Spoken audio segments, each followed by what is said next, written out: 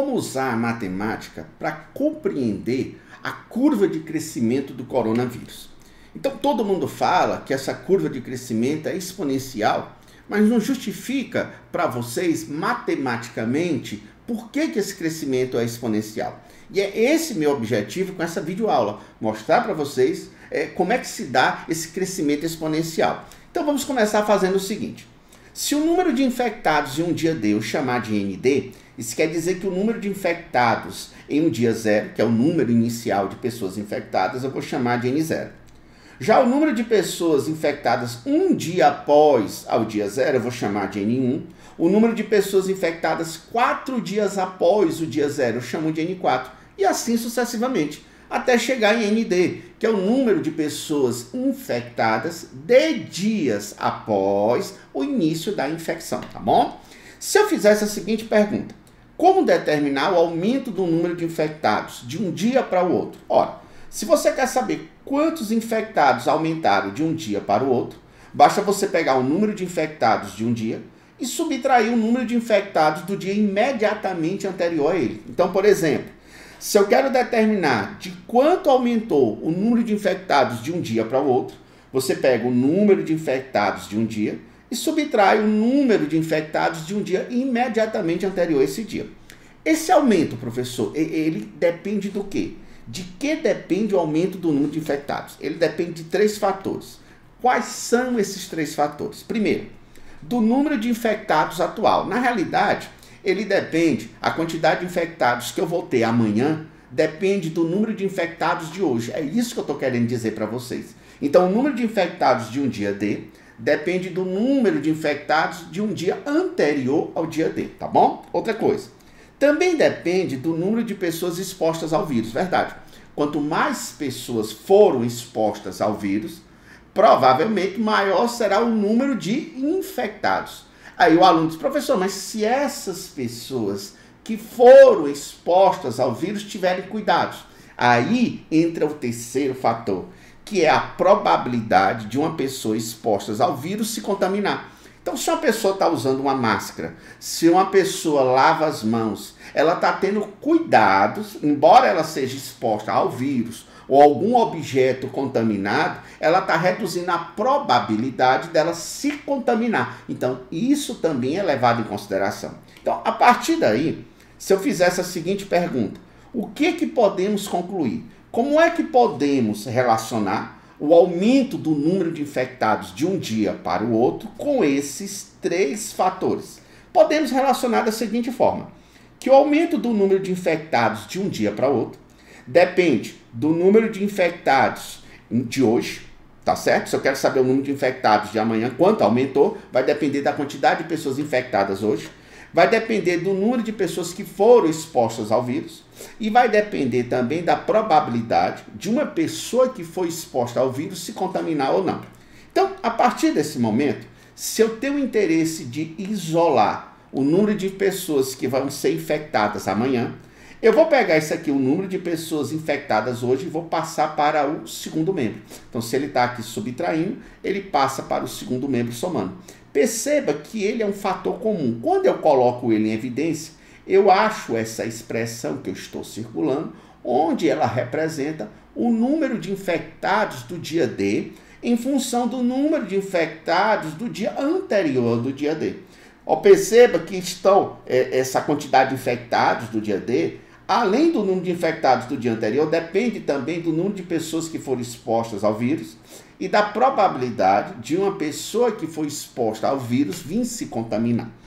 De agora em diante, eu vou chamar esse valor que multiplica o número de infectados do dia anterior, eu vou chamar ele de fator de contaminação. Então, quem é o fator de contaminação, professor? O fator de contaminação é igual ao número de pessoas expostas vezes a probabilidade de uma pessoa exposta vir se contaminar mais um. É esse valor que sempre eu vou multiplicar, pode olhar, ó, é esse valor aqui é o fator, é ele que sempre eu vou multiplicar pelo número de infectados do dia anterior. Professor, como é que isso funciona? Isso funciona assim, meninos, olha. Se N0 é o número de infectados do dia 0 e N1 o número de infectados um dia após o dia 0, então o que é que eu faço? Para achar esse número de infectados um dia após o dia 0, eu pego o número de infectados do dia 0 e multiplico pelo fator.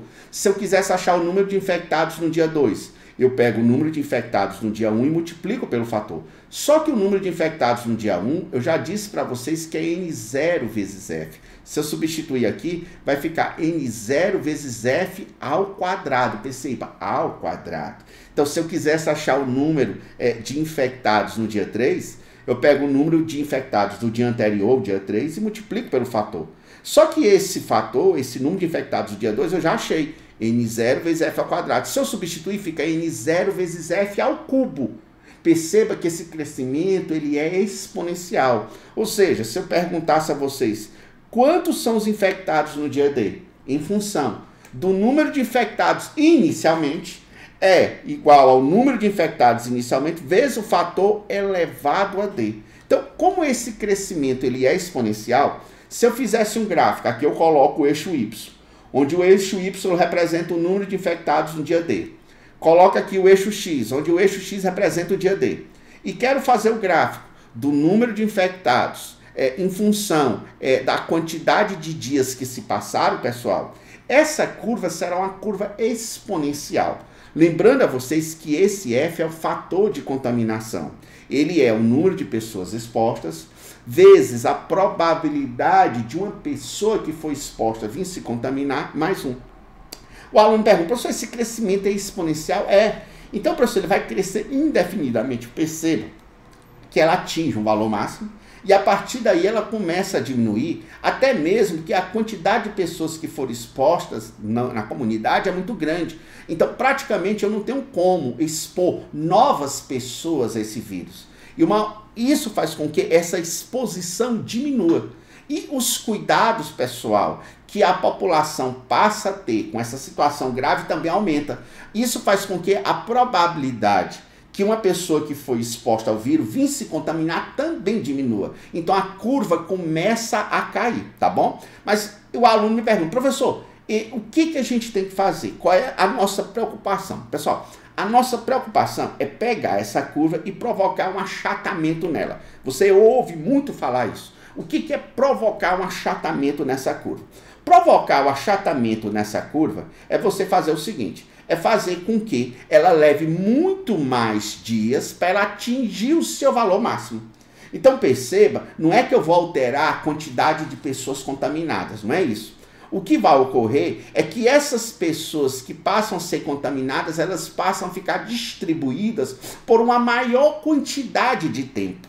E o aluno pergunta, professor, isso é possível? Eu digo, é. E isso é possível de que forma? De que forma eu vou conseguir, professor, o achatamento dessa curva? Eu digo, pessoal, basta você reduzir esse fator, o fator de contaminação.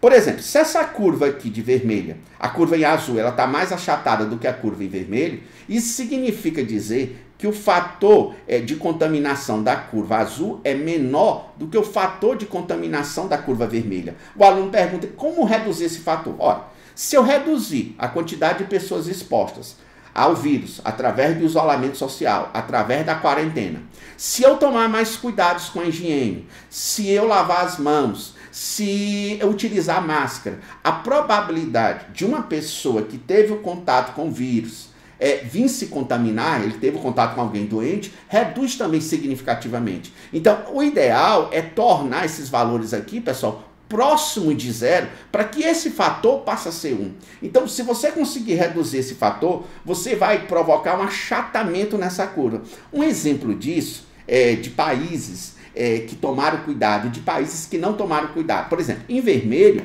isso seria um bom exemplo para a Itália. A Itália, quando veio tomar esses cuidados de isolamento, já foi tarde, pessoal. Então, a Itália, para poder tomar medidas para isso aqui começar a cair, pessoal, foi muito tarde. Então, isso fez com que o número de contaminados aumentasse no menor intervalo de tempo.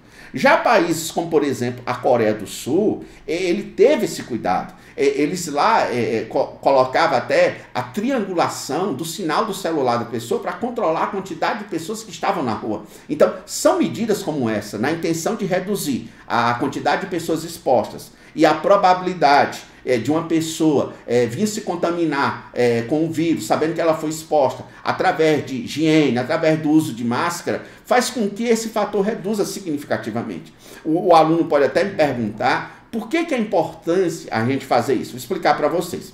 Essa retinha que está aqui em amarelo, ela representa a capacidade do sistema de saúde de um determinado país. Então, por exemplo, você nota que a Itália, a quantidade de pessoas doentes que precisavam de leitos para o hospital superou em muito a capacidade do sistema de saúde. Essas pessoas que estavam precisando de uma UTI pode ser não necessariamente por causa do coronavírus. Pode ser por outros motivos, um infarto, pode ser um derrame, qualquer outro problema. Então, se eu tenho pessoas em estado grave, precisando de UTI, e eu não tenho UTI disponível, o índice de morte, o índice de letalidade, ele vai aumentar significativamente. Perceba que esse índice de letalidade lá na Coreia do Sul, ele foi pequeno. Ele foi pequeno porque quando a curva atingiu o seu ápice, eu não superei a capacidade do nosso sistema de saúde deles, tá bom?